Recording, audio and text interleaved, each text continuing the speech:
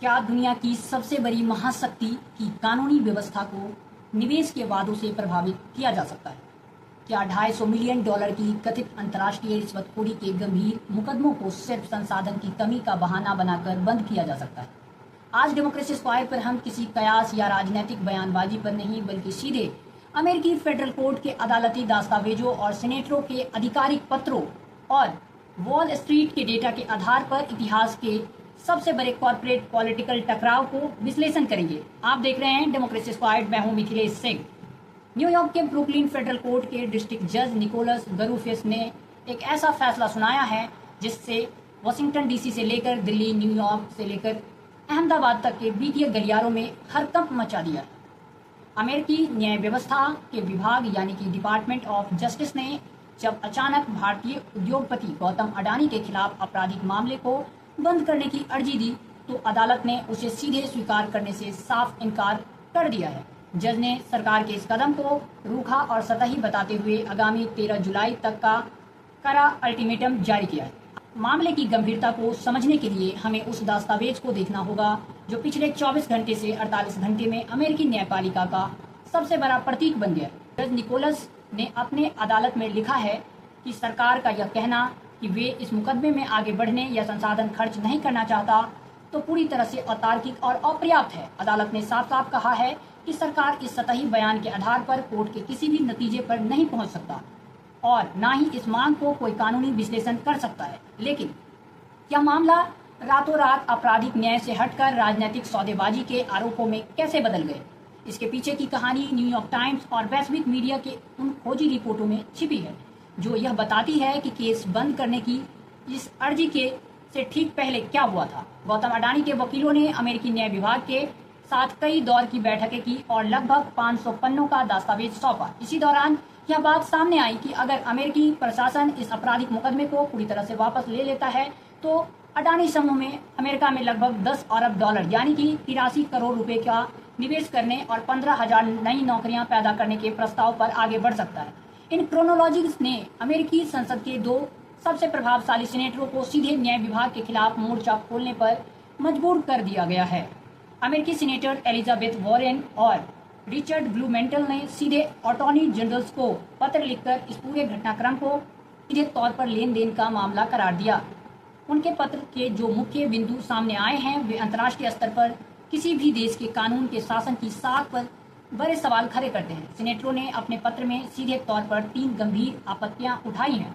अरबपति के खिलाफ लगे $250 मिलियन के रिश्वतखोरी के आरोपों को सिर्फ इसलिए दफन कर रहा है क्योंकि उसने देश में निवेश करने का वादा किया है। क्या कानून की साख को डॉलर के तराजू में तौला जा सकता है?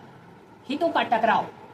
इस केस को वापस लेने की प्रतिक्रिया में जो वकील और अधिकारी शामिल है, क्या उनका संबंध पहले कभी गौतम अडानी के व्यवहारिक और व्यावसायिक हितों या उनके सलाहकारों से रहा है?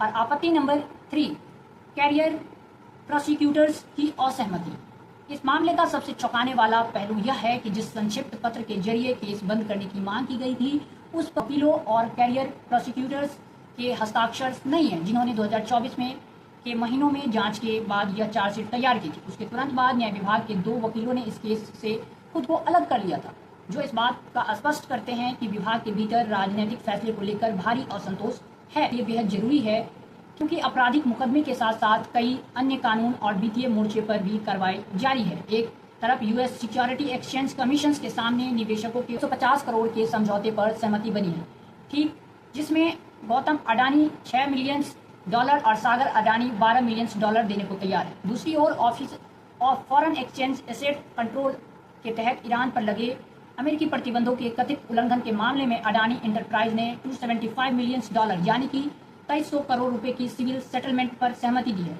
वहीं सबसे बड़ी गंभीर मोर्चा United States of department of justice के द्वारा ब्रुकलिन फेडरल कोर्ट में चल रही आपराधिक मामला है जिसमें $250 मिलियन की कथित रिश्वतखोरी और फ्रॉड साजिश के आरोप में शामिल है। दोष सिद्ध होने पर कारावास भी की प्रावधान है। फिलहाल न्याय विभाग की केस वापसी की अर्जी पर अदालत ने रोक लगाते हुए 13 जुलाई तक का जवाब तलब किया है। कुल मिलाकर यह मामला केवल आर्थिक जुर्माने का नहीं है बल्कि कॉर्पोरेट जवाबदेही, अंतर्राष्ट्रीय प्रतिबंध कानूनों और आपराधिक न्याय व्यवस्था की गंभीर परीक्षा बन चुकी है। इस डेटा से आप साफ और सही तरीके से सिविल मामलों में करोड़ों डॉलर का भुगतान करके समझौता की राह पर निकाली जा रही हो, लेकिन अमेरिकी डिस्ट्रिक्ट कोर्ट में चल रही आपराधिक मामला और मुकदमा एक अलग कानूनी धुरी पर टिका है। अमेरिकी ट्रेजरी विभाग की रिपोर्ट के मुताबिक नवंबर 2023 से जून 2025 के बीच अडानी इंटरप्राइज ने दुबई के एक ट्रेडर के जरिए कथित तौर पर ईरानी मूल से लिक्विड पेट्रोलियम गैस खरीदा, जिससे अमेरिकी बैंकिंग प्रणाली का इस्तेमाल हुआ और प्रतिबंधों का उल्लंघन हुआ। इन तमाम मोर्चों पर चल रही कार्रवाइयां यह बताती है कि यह विवाद केवल सोलर प्रोजेक्ट तक सीमित नहीं है, बल्कि इसके तार वैश्विक प्रतिबंधों और अंतर्राष्ट्रीय वित्तीय प्रणालियों से जुड़े हुए हैं। यह पूरा घटनाक्रम किसी एक उद्योगपति या किसी एक सरकार के फैसले से नहीं कहीं बड़ा है।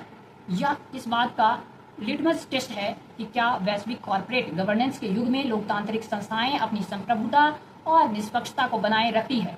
भारत के परिप्रेक्ष्य में देखें तो यह मामला देश की आर्थिक साख और नियामकों की भूमिका पर भी सवाल खड़े करता है। जब विदेशी अदालतों और एजेंसियां इतने बड़े पैमाने पर जांच कर रही है, तो भारत के भीतर इस वित्तीय विसंगतियों पर चुप्पी क्यों है? अब पूरी दुनिया की नजरें 13 जुलाई की उस समय सीमा पर टिकी है जब अमेरिकी न्याय विभाग को जज के गरूफेस के सामने एक एक तथ्य रखना होगा। यदि प्रशासन कोई ठोस और कानूनी रूप से मान्य कारण नहीं दे पाता है, तो यह मामला ट्रंप प्रशासन के लिए एक बड़ी राजनीतिक फजीहत और अडानी ग्रुप के लिए एक लंबा कानूनी प्रतिरोध बन सकता है।